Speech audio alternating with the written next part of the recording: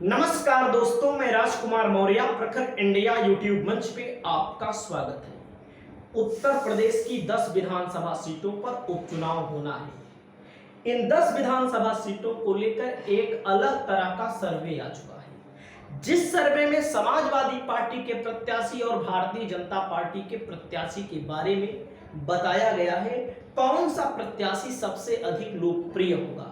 वैसे तो अलग अलग पार्टियों में बहुत सारे दावेदार होते हैं, सैकड़ों दावेदार होते हैं, 50 दावेदार होते हैं विधानसभा का चुनाव लड़ने के लिए।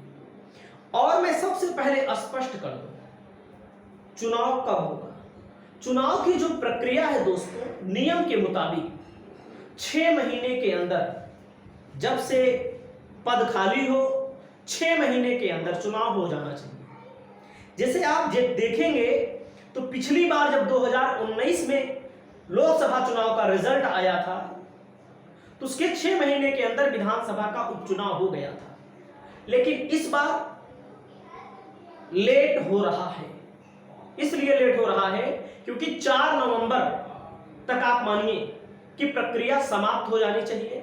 क्यों लेट हो रहा है आप लोग कमेंट करके जरूर बताइएगा। तो 4 नवंबर तक हम अभी भी उम्मीद कर रहे हैं कि सारी प्रक्रियाएं समाप्त हो जानी चाहिए। अयोध्या की मिल्कीपुर सीट इस समय चर्चा का विषय बनी हुई है। इस सीट पर भारतीय जनता पार्टी की पूरी ताकत लग चुकी है, समाजवादी पार्टी की पूरी ताकत लग चुकी है। आरोप प्रत्यारोप का दौर जारी है बहुत तेजी के साथ। अवधेश प्रसाद विधायक थे से सांसद बन गए, यह सीट खाली हो गई। अवधेश प्रसाद लगातार ये कह रहे हैं कि अगर आप मिल्कीपुर हरा दिए तो उत्तर प्रदेश के मुख्यमंत्री की कुर्सी हिल जाएगी और उत्तर प्रदेश के मुख्यमंत्री योगी जी को हटा दिया जाएगा। इस पर आपकी क्या राय है आप लोग कमेंट करके जरूर बताइएगा। वैसे पुराना इतिहास अगर सही देखें तो बीजेपी का इतिहास जो रहा है यहाँ पर बहुत अच्छा नहीं रहा है। हालांकि 2017 में अच्छा इतिहास रहा है, लगभग चुनाव 17 में यहाँ पर अच्छे खासे वोटों से भारतीय जनता पार्टी जीती है, लेकिन 17 में जीती, 22 में हारी, 24 में भी हारी। सच्चाई जो है मैं उसको बताता हूं, आपकी जो राय है। सबसे ज्यादा लोकप्रिय यहां पर प्रत्याशी बाबा गोरखनाथ है 59%, चंद्रभानु पासवान को 24%, राधे श्याम त्यागी को 12%, अन्य 6%, अन्य में चंद्रकेश रावत को भी लोग शामिल कर रहे हैं। वहीं पर दोस्तों मिल्कीपुर सीट पर समाजवादी पार्टी की तरफ से जब यहां पर ढूंढा गया सबसे अच्छा प्रत्याशी कौन हो सकता है, तो अवधेश प्रसाद के बेटे अजीत प्रसाद को लोग ज्यादा पसंद किए समाजवादी पार्टी के अंदर इस सर्वे में। सपा के दूसरे नेताओं में भी देवमणि कनौजिया को 18%, सूरज चौधरी को 16%, अन्य को 8%। तो आप समझ सकते हैं अजीत प्रसाद और बाबा गोरखनाथ के बीच टक्कर होने की पूरी संभावना है, लगभग 100% संभावना है। वहीं पर दोस्तों कानपुर की सीसामऊ सीट पर इरफान सोलंकी विधायक थे। उनके विधायक थे लेकिन उनके ऊपर आगजनी का एक मामला था, उस मामले में सजा हो गई। तो सीट जब खाली हो गई है तो यहां पर कानपुर की सीसामऊ सीट पर अजय कपूर को सबसे ज्यादा बीजेपी के अंदर लोग पसंद कर रहे हैं। अजय कपूर पुराने कांग्रेसी हैं, पिछली लोकसभा जो चुनाव हुआ अभी उसके जस्ट पहले कांग्रेस को झटका देते हुए बीजेपी में शामिल हो गए और कांग्रेस की तरफ से इनका नाम भी चल रहा था कि इनको टिकट मिल सकता है। हालांकि जो हुआ सो हुआ, कानपुर की सीट बीजेपी ने जीता, लेकिन जीत हार का अंतर बहुत कम रहा आपकी बात। 45% लोगों ने पसंद किया है इनको, सुरेश अवस्थी को 21%, सलील बिश्नोई को 17%, अन्य को 16%। नवीन पंडित अन्य में है, राजकिशोर तिवारी भी हैं। कोई जरूरी नहीं है कि अजय कपूर को ही टिकट मिल जाए, इनमें से भी टिकट मिल सकता है, आप याद रखिएगा इस चीज को।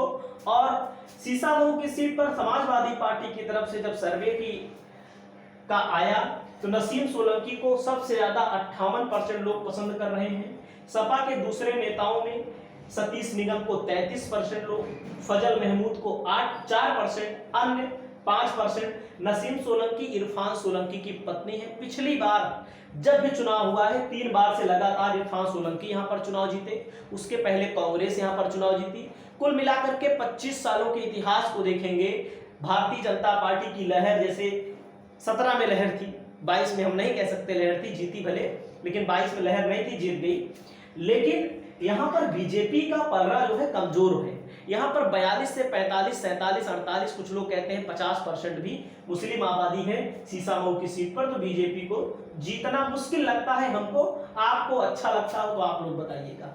सबसे पॉपुलर सीटों में अगली सीट है दोस्तों प्रयागराज की Phulpur seat. Phulpur seat Samajwadi party Lok Sabha के चुनाव में हार गई, लेकिन फूलपुर की विधानसभा में समाजवादी पार्टी को बीजेपी से 16-17 हजार वोट प्लस मिला था।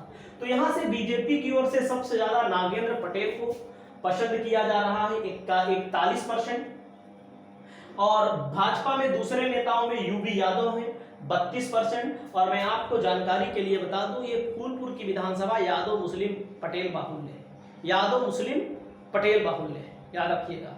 यादव मुस्लिम अगर पूरा वोट दे दे तो यहाँ पर भारतीय जनता पार्टी को अच्छी टक्कर मिल जाएगी, थोड़ा सा और वोट बैंक मिल जाए अगर, तो समाजवादी पार्टी जीत सकती है चुनाव। हालांकि जो होगा देखा जाएगा। और ये नेता है समाजवादी पार्टी ने नागेंद्र पटेल को टिकट दिया था 2018 में उपचुनाव जब हुआ था, तो इनका नाम यहाँ पर सबसे ज्यादा है। वैसे तो अपना दल के हैं, लेकिन भारतीय जनता पार्टी अपने सिंबल पर इनको चुनाव लड़ा सकती है। 22 में ज्वाइन किए थे।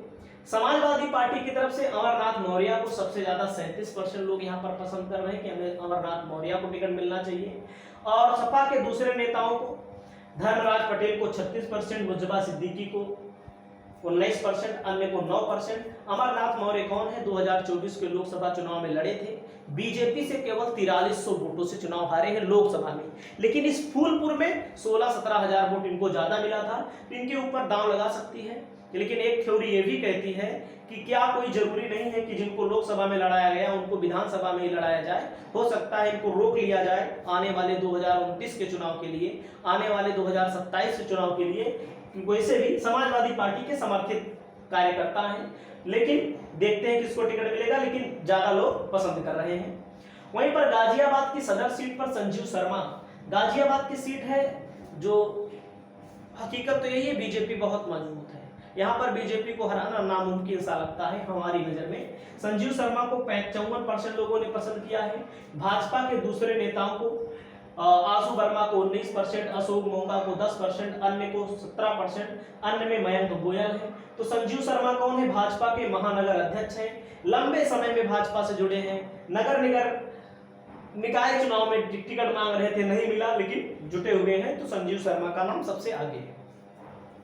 वहीं पर गाजियाबाद सीट में दोस्तों अगर सपा कांग्रेस का गठबंधन होता है तो हो सकता है गठबंधन भी ना हो, क्योंकि कांग्रेस और समाजवादी पार्टी के रिश्ते उतने ठीक नहीं चल रहे हैं। तो मान लीजिए होता है तो सुशांत गोयल सबसे ज्यादा 62% कांग्रेस के अंदर पसंद किए जा रहे हैं। और वैसे भी चाहे हो या ना हो, यहाँ पर बीजेपी का पलड़ा भारी है, लेकिन कांग्रेस लड़ेगी तो उसकी संभावना से आप इनकार नहीं कर सकते। वीर सिंह जाटव को 14%, ऋषिपाल को 7%, अन्य को 16%, अन्य में डाली शर्मा का भी नाम लिया गया है। तो आप रखिए, याद रखिएगा सुशांत गोयल पूर्व सांसद सुरेंद्र प्रकाश गोयल के बेटे हैं। मेयर का 22 में कांग्रेस के टिकट पर चुनाव लड़े, हार गए और मेयर का मांगे थे, इनको टिकट नहीं मिला। वहीं पर दोस्तों मैनपुरी की करहल सीट पर समाजवादी पार्टी की तरफ से तेज प्रताप यादव को 76% लोगों ने कहा है कि इनको टिकट मिलना चाहिए। ठीक है। सपा के दूसरे नाम में सोबरन सिंह यादव कई बार के विधायक हैं, इनका पुराना इतिहास है। यहाँ पर आप याद रखिएगा, सोबरन सिंह यादव, अरविंद यादव या अन्य में चाहे जिसका नाम ले लीजिए, हो सकता है इनको भी टिकट मिल जाए, क्योंकि अखिलेश यादव जब 2022 के चुनाव में लड़े तो सोबरन सिंह यादव की सीटें खाली करा दी गई, खाली कर दी, सपा में जुड़े हुए हैं, तो सोबरन सिंह यादव का भी नंबर आ सकता है। भले 76% लोग कह रहे हैं, वो बात अलग है। ये ऐसी सीट है जहां बीजेपी का जीतना बहुत मुश्किल लगता है हमको। भारतीय जनता पार्टी की तरफ से अनुजेश यादव को 42% लोगों ने पसंद किया है कि इनको टिकट देना चाहिए। अनुजेश यादव धर्मेंद्र यादव के बहनोई हैं। यादव परिवार का एक बड़ा धड़ा बीजेपी में है। बड़ा धड़ा का मतलब जो अखिलेश यादव से जिनकी नहीं बनती। संजीव यादव को 22%, शुभम सिंह जाटव को 20%, अन्य को 16%। अपर्णा यादव का नाम भी सजेस्ट किया गया है अन्य में, तो आप रखिएगा। तो अपर्णा यादव को भारतीय जनता पार्टी वाले लोग ही नहीं चाहते कि वो चुनाव लड़े, कम लोग चाहते हैं, बहुत कम लोग चाहते हैं। अन्य में और कई नाम होंगे, लेकिन अपर्णा यादव को ज्यादा लोगों ने पसंद नहीं किया है। और मुरादाबाद की कुंदरकी सीट, जहां पर एक बार केवल हिंदू प्रत्याशी चुनाव जीता है, एक बार केवल हिंदू प्रत्याशी चुनाव जीता है कुंदरकी में, पिछले 15 चुनावों में। और यहाँ पर ऐसी खबर ये भी आ रही है कि आरएलडी का नंबर लग सकता है यहाँ पर। तो याद रखिएगा 48% लोगों ने रामवीर सिंह को चुना है और 7, 12, 17 में चुनाव लड़े, बेचारे चुनाव कई बार हार गए। कमल प्रजापति को 19%, शैपाली चौहान को 19% और अन्य को 14%। अन्य में अभिषेक सिंह, मनीष सिंह है। यहाँ पर 65% मुस्लिम आबादी है भैया। तो चुनाव जीतना हमको मुश्किल लगता है। मुरादाबाद के कुंदरकी सीट पर हाजी रिजवान को सबसे ज्यादा 48% लोगों ने पसंद किया है समाजवादी पार्टी से। एसटी हसन को 28%, अकीलुर रहमान खान को 15%, अन्य को 10%, नाजिम हुसैन को प्रमुखता से अन्य में नाम लिया गया है। हाजी रिजवान 12 और 17 में कुंदरकी से सपा के विधायक रहे। 2022 में टिकट काट दिया गया। इन्होंने पार्टी छोड़ दी, लोकसभा चुनाव से पहले आए हैं। इनका नाम बहुत तेजी के साथ उभर रहा है। मझवा से सुचि स्मिता मौर्य को भारतीय जनता पार्टी की तरफ से सबसे ज्यादा 37% लोगों ने पसंद किया है। भाजपा में जितेंद्र तिवारी हैं। वैसे मैं आपको जानकारी के लिए बता दूं, यहाँ पर सबसे ज्यादा ब्राह्मण और बिंद ब्राह्मण दलित हैं, मौर्य हैं। तो याद रखिएगा सुचि स्मिता मौर्य 2017 में चुनाव लड़ी थी। 41,000 वोटों से यहाँ पर समाजवादी पार्टी के प्रत्याशी लल्लू तिवारी को चुनाव हराई थी। जितेंद्र तिवारी 26%, उत्तर मौर्य 22%। तो किसी को भी टिकट इसमें से मिल सकता है, लेकिन सबसे ज्यादा नाम इनका है। 2017 में विधायक बनी थी। 22 में यह सीट निषाद पार्टी को दी गई। पार्टी में बनी हुई है तो इनको भी नंबर लग सकता है। और वहीं पर मिर्जापुर की मझवा सीट पर डॉक्टर ज्योति बिंद को सबसे ज्यादा 42% लोगों ने पसंद किया है। सपा से दूसरे नेताओं को भी वोट मिला है। रोहित शुक्ला लल्लू को 33% लोगों ने कहा है। प्रभावती पूर्व जिला पंचायत अध्यक्ष हैं, 18% लोगों ने कहा है प्रभावती यादव को। अन्य को 7%। यहाँ दामोदर प्रसाद मौर्य भी टिकट मांग रहे हैं, लेकिन यहाँ पर एक चीज अटकी हुई है। हो सकता है बीजेपी अगर बिंद को लड़ाए तो समाजवादी पार्टी मौर्य को लड़ा दे। वैसे अगर बीजेपी ने मौर्य को लड़ाया तो समाजवादी पार्टी ज्योति बिंद को ही लड़ाएगी। और रोहित शुक्ला भी टिकट मांग रहे हैं। पिछली बार 2 बार चुनाव हार चुके हैं। वहीं पर दोस्तों अलीगढ़ की खैर सीट पर चारुकेन सबसे ज्यादा 34% पसंद किया है बीजेपी। चारुकेन कौन है? बसपा से चुनाव लड़ चुके हैं 2017 में, 22 में लड़ी थी। फिर उसके बाद दीपक दिलेर 32%, सुरेंद्र दिलेर 19%। हो सकता है दीपक दिलेर को यहाँ पर टिकट मिल सकता है। यहाँ पर ज्यादा संभावना इसलिए है कि इनके पिताजी भारतीय जनता पार्टी के सांसद थे, उनकी मृत्यु हो गई, उनका टिकट काट करके दे दिया गया था आरएलडी को। तो आप समझ सकते हैं यहाँ का मामला। वहीं पर दोस्तों अलीगढ़ की खैर सीट पर कांग्रेस की तरफ से, इंडिया गठबंधन की तरफ से रोहतास सिंह जाटव सबसे ज्यादा 36% लोगों ने पसंद किया है। कैलाश वाल्मीकि को 34%, सागर सिंह वाल्मीकि को 14%। तो आप समझ सकते हैं। अगला है मुजफ्फरनगर की मीरापुर सीट। मीरापुर सीट से अजीत राठी को सबसे ज्यादा 41% लोगों ने पसंद किया है। नवाजिश आलम को 29% लोगों ने और रामविलास पाल को 21%, अन्य को 9%। और मुजफ्फरनगर समाजवादी पार्टी की तरफ से सलमान सईद को सबसे ज्यादा 42% लोगों ने पसंद किया है। सुबोध शर्मा को 36%, अब्दुल्ला आरिफ को 15%, अन्य को 7%। कादिर राणा के बेटे हैं, इनको टिकट मिलने की संभावना है। पूर्व सांसद के बेटे हैं, बसपा छोड़कर कांग्रेस में शामिल हुए हैं। और अगर यहाँ पर मीरापुर में समाजवादी पार्टी लड़ेगी तो कादिर राणा लड़ेंगे। कादिर राणा की और सच्चाई यही है कि यहाँ कादिर राणा से अच्छा कैंडिडेट लियाकत अली हो सकते हैं, क्योंकि 2017 में लड़े थे, केवल 100 कुछ वोटों से चुनाव हार गए थे बस। और वहीं पर अंबेडकर नगर की कटहरी से अवधेश द्विवेदी को सबसे ज्यादा 29% लोगों ने पसंद किया है। अवधेश द्विवेदी 2017 में चुनाव लड़ चुके हैं। भाजपा से धर्मराज निषाद को 27%, अजित सिंह को 17%, अन्य को 27%। अवधेश द्विवेदी भारतीय जनता पार्टी के वोटों से लड़े थे, लगभग 7,000 वोटों से चुनाव हार गए थे। अंबेडकर नगर की कटहरी सीट से शोभावती वर्मा को सबसे ज्यादा 39% नाम मिला है।